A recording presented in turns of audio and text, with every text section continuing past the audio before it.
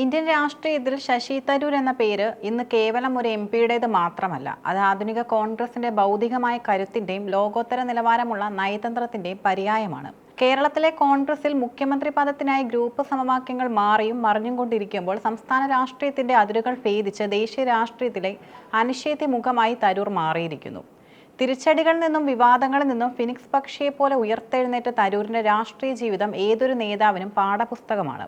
2009 ഐക്യരാഷ്ട്രസഭയിലെ ഉന്നത ഉദ്യോഗം ഉപേക്ഷിച്ച് രാഷ്ട്രീയത്തിലേക്ക് ഇറങ്ങുമ്പോൾ ശശി തരൂരിനെ കാത്തിരുന്നത് കടുത്ത വെല്ലുവിളികളായിരുന്നു. എലൈറ്റ് രാഷ്ട്രീയക്കാരൻ എന്ന മുദ്രകുത്തി അദ്ദേഹത്തെ ഒതുക്കാൻ പലരും ശ്രമിച്ചു. എന്നാൽ തിരുവനന്തപുരത്തെ വോട്ടർമാർ അദ്ദേഹത്തെ തുടർച്ചയായി 4 തവണ ലോക്സഭയിലേക്ക് അയച്ചു. 2024 BJPയുടെ കരുത്തനായ സ്ഥാനാർത്ഥി രാജീവ് ചന്ദ്രശേഖറിനെതിരെ നേടിയ വിജയം തരൂരിന്റെ ജനകീയ അടിത്തറ ഒന്നുകൂടി ഉറപ്പിച്ചു. ഒരു ഘട്ടത്തിൽ പാർട്ടി നേതൃത്വവുമായി അകന്നു നിന്നിരുന്ന അദ്ദേഹം ഇന്ന് ഹൈക്കമാൻഡിന്റെ ഏറ്റവും വിശ്വസ്തനായ ഉപദേശകനായി മാറിയിരിക്കുന്നു. മോദി സർക്കാരിന്റെ നയങ്ങളെ പുകഴ്ത്തി എന്ന പേരിൽ പാർട്ടിയിൽ നിന്നും വിമർശനം നേരിട്ട തരൂർ തന്റെ നിലപാടുകളിൽ ഉറച്ചു നിന്നുകൊണ്ട് തന്നെ പാർട്ടിയെ തന്നിലേക്ക് അടുപ്പിക്കുന്ന രാഷ്ട്രീയ തന്ത്രമാണ് പയറ്റിയത്.